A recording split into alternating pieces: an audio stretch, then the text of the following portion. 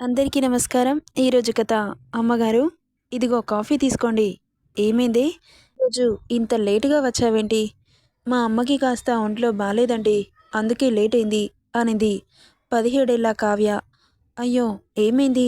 ఏం చెప్పమంటారమ్మగారు? 3 రోజుల నుండి తనకి జ్వరం వస్తోంది. హాస్పిటల్‌కి వెళ్దామంటే రాదు. ఎందుకు రావట్లేదు? అది అమ్మగారు, నీకు డబ్బు అవసరమైతే నేనిస్తాను కదా! నన్ను అడగాలి కదా! అంటూ తన చేతిలో 500 రూపాయల నోటుని పెట్టింది. అయ్యో! పర్వాలేదమ్మగారు. పర్లేదు తీసుకోవే అనగానే ఆ నోటుని తీసుకొని థాంక్యూ అమ్మగారు. మీరు చాలా మంచివారు అని కన్నీళ్లతో చెప్పింది. ఏం పర్లేదు. మీ అమ్మకి హాస్పిటల్‌లో చూపించవే అనింది. సరే అమ్మగారు. మీకు ఇడ్లీ చేసుకొని తీసుకొస్తాను అంటూ కిందకెళ్ళింది. ఏంటో 500కే అంత ఎమోషనల్ అవుతోంది అని నవ్వుకుంది సుజాత. ఇక అమ్మగారి కోసం ఇడ్లీ చేస్తున్న కావ్య బిజీగా ఉండడంతో ఎవరో అతి దగ్గరగా ఉన్నట్లు అనిపించి వెంటనే తల తిప్పి చూసింది.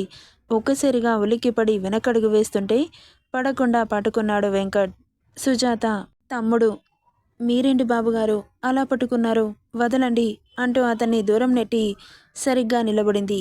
మీరేంటండి కిచెన్లోకి వచ్చారు అని అడుగుతుంటే, నీకు హెల్ప్ చేద్దామని వచ్చాను కావ్య. ఎందుకంత కంగారు పడుతున్నావు? వద్దు, మీ హెల్ప్ నాకేం వద్దు. మీరు ఇక్కడి నుండి వెళ్ళిపోండి ప్లీజ్ అంటుంటే, అలా కాదు కావ్య, ఇదిగో చూడు ఇడ్లీలు ఇలా వేయాలి అంటూ ఆమె చెయ్యి పట్టుకొని ఆమెకు మరింత దగ్గరగా వస్తూ చేతిలో ఉన్న గరిటెతో ఇడ్లీ పిండి తీసి పాత్రలో ఇలా తీసి ఇడ్లీలు అలా వేస్తుంటే అతని స్పర్శకి ఆమెకి చిరాకొస్తోంది. అయ్యగారు అంటూ చిరాగ్గా అతన్ని వెనక్కి నెట్టేసింది. ఏంటే, ఊరుకుంటున్నాను కదా అని తెగ రెచ్చిపోతున్నావు? నీ పొగరు అణచాలంటే ఓ ఈరోజు రాత్రి నా గదికి రావాలి. లేకపోతే నీ బ్రతుకు ఏమవుతుందోనో ఈ ఊహకే వదిలేస్తున్నాను. మంచిగా బుజ్జగిద్దామనుకున్నాను కానీ అస్సలు వినట్లేదు నువ్వు. పని మనిషివి, నీకే అంతుంటే యజమానురాలి తమ్ముడిని నాకెంతుండాలి? అయినా నాలాంటి వాడు నీలాంటి దాన్ని ఇష్టపడడమే ఎక్కువ. అలాంటిది ఫోర్స్ కొడుతున్నావేంటి? మీరేం మాట్లాడుతున్నారయ్య గారు? నేను మీ గదికి రావడం ఏంటి? ఏంటే, నోరు లెగుస్తుంది? ప్లీజ్ అయ్యగారు, నన్ను వదిలేయండి. మా అమ్మకి ఆరోగ్యం బాగోలేదు. ఏదో పొట్టగూటి కోసం ఇంట్లో పని చేస్తున్నాను. దయచేసి నన్ను ఇబ్బంది పెట్టకండి. మీకు దండం పెడతాను అంటూ చేతులు జోడించింది. ఆమె చేతులని పట్టుకొని దగ్గరికి లాక్కుంటూ ఆమె డ్రెస్ లోపలికి చేతులతో నడుం మీద నుండి అలా మీదకి జరుపుతూ అతనిష్టం వచ్చినట్లు ముట్టుకుంటుంటే, అయ్యగారు వదలండి అంటూ ఏడుస్తూ అడిగింది. ఆమె ఏడుపుని నవ్వుతూ చూస్తూ, ఇంత అందంగా ఉన్నాయే అంటూ ఆమె పెదాలనందుకున్నాడు. ఇది జస్ట్ శాంపిల్ మాత్రమే, రాత్రి చూపిస్తా అసలైన సినిమా అంటూ వెళ్ళిపోయాడు. వెళ్తున్న అతన్ని భయంగా చూసి అక్కడే మోకాళ్ళలో తలదూర్చి ఏడుస్తూ ఉండిపోయింది కావ్య. ఇక తన తల్లిని హాస్పిటల్కి తీసుకెళ్లాలని గుర్తొచ్చి సుజాతకి ఇడ్లీ తీసుకొని వెళ్ళి, నేను వెళ్ళొస్తానమ్మా అని చెప్పి తను ఇంటికెళ్ళిపోయింది. ఇక తన తల్లిని హాస్పిటల్లో డాక్టర్కి చూపించి మెడిసిన్ రాసి ఇవ్వడంతో ట్యాబ్లెట్స్ తీసుకొని ఇంటికి వచ్చారు. ఇక ఆ రోజు తన పని చేసి బంగ్లాకి వెళ్ళాలి అనిపించలేదు. వెళ్తే ఏం జరుగుతుందో తెలుసు కదా. ఏదేమైనా సరే ఇంట్లోనే ఉంటాను అని బయటకు వెళ్ళలేదు కావ్య. ఇక వాడింటికి కూడా వస్తాడా అన్న భయంతో బిక్కుబిక్కుమంటూ చూస్తూ ఉంది. టెన్షన్గానే నిద్రలోకి జారుకుంది. అలా డీప్ స్లీప్లోకి వెళ్ళిపోయారు కావ్య తన తల్లి. కావ్య నడుం మీద ఏదో పాకినట్లు అనిపిస్తుంటే ఒక్కసారిగా ఉలికిపడి లేచి చూసిన తన కళ్ళు పెద్దవయ్యాయి. పక్కన వెంకట్ కన్నింగ్ స్మైల్తో చూస్తూ కనిపించాడు. నువ్వేంటిక్కడ? వెళ్ళు అని గట్టిగా అరవబోతుంటే ఆమె నోటిపై చేయి పెట్టి ఆమె అమాంతం ఎత్తి అక్కడి నుండి ఎత్తుకెళ్ళిపోయాడు. గింజుకుంటూ ఉంది. కాళ్ళు చేతులు గిలగిలా కొట్టేసుకుంటోంది. అయినా కానీ వదిలిపెట్టట్లేదు. ఇక ఆమెను అతని రూమ్కి తీసుకెళ్లి బెడ్ మీద పడేసి లైట్స్ ఆఫ్ చేసి ఆమె మీద చేరిపోయాడు.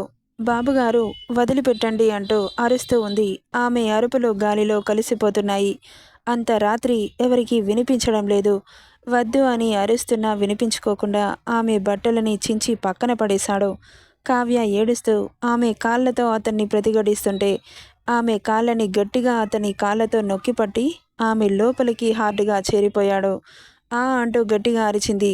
ఆమె ఎంత అరుస్తున్నా వినిపించుకోలేదు. రాక్షసంగా అతని కోరికని తీర్చుకున్నాడు. ఇక వాడి కామ వాంఛ తీరగానే ఆమెను వదిలి పక్కన చేరుతూ, ఏంటి నేను రమ్మంటుంటే రాకుండా నీ ఇంట్లోనే పడుకుండిపోతావా? నేనంటే కొంచెం కూడా భయం లేదా నీకు? ఇప్పుడు చూసావుగా నిన్ను ఎలా సొంతం చేసుకున్నానో. రోజు నా పక్కలో పడుకోవాలి, సిద్ధంగా ఉండు.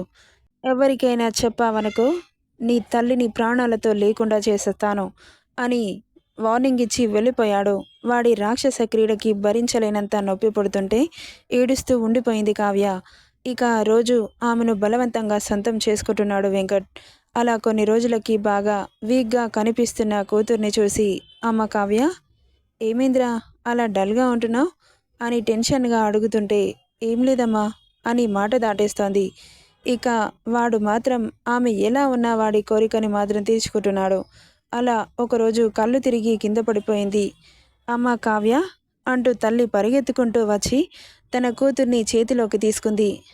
ఏమైందమ్మా అని బుగ్గలు తడుతుంటే లేవట్లేదు. వెంటనే డాక్టర్కి ఫోన్ చేసి పిలిపించింది సుజాత. ఇంటికి చేరుకున్న డాక్టర్ తనని చెక్ చేసి షాక్ అయింది. 17 సంవత్సరాలకే ప్రెగ్నెంట్ అవ్వడమేంటి అని. ఏమైంది డాక్టర్ తనకి అని కంగారుగా అడుగుతున్న తన తల్లిని చూసి, మీతో మాట్లాడాలి అంటూ తనని పక్కకు తీసుకెళ్ళింది. ఏమైంది డాక్టర్? మీ కూతురు ప్రెగ్నెంట్, ఇంత చిన్న ఏజ్లో అలాంటి తప్పు ఎలా చేసిందండి అని అడుగుతుంటే ఒక్కసారిగా షాక్ కొట్టినట్లు చూస్తుండిపోయింది లక్ష్మి. మీరేం మాట్లాడుతున్నారు డాక్టర్? అవును, తను నెల తప్పింది. ఇంత చిన్నప్పుడే అలా ప్రెగ్నెంట్ అవ్వడం మంచిది కాదు. ఆమె ఆరోగ్యానికి అస్సలు మంచిది కాదు. చాలా జాగ్రత్తగా చూసుకోండి అని చెప్పి కొన్ని మెడిసిన్స్ రాసిచ్చి వెళ్ళిపోయింది.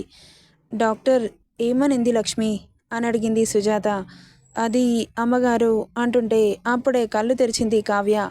కూతుర్ని కోపంగా చూస్తూ, అమ్మగారు నేను ఇప్పుడే వస్తాను అని డోర్ వేసి ఆ చెంప ఈ చెంప వాయిస్తుంటే, అమ్మ ఎందుకు కొడుతున్నావు, నేనేం తప్పు చేశాను అంటూ ఏడుస్తూ అడుగుతుంటే, ఏం తప్పు చేశావా? చేసిందంతా చేసి నీ వయసెంతే, నువ్వు చేసే పనేంటి, ఎవరితో కులికొచ్చావు అని మళ్ళీ మళ్ళీ కొడుతుంటే, అసలేం జరిగిందో చెప్పమ్మా అని నీరసంగా తన తల్లి చేతులు పట్టుకుంది కొట్టకుండా. నువ్వు కడుపుతో ఉన్నావు కావ్య, దీనికి కారణం ఎవరు? అసలు ఇంత చిన్న వయసులో అలాంటి తప్పుడు పని చేయడానికి సిగ్గుగా అనిపించట్లేదా?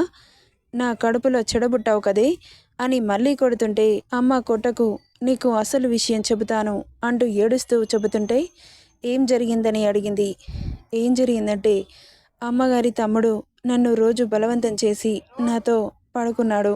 నేనెంత చెప్పినా వినలేదు. రోజు నరకం అనుభవించేదాన్ని. ఆ విషయం నీతో ఎలా చెప్పానని చస్తూ బ్రతికాను అని వెక్కి వెక్కి ఏడుస్తూ చెబుతుంటే ఉన్న చోటనే నిలుక్కుపోయింది. నువ్వేం మాట్లాడుతున్నావే?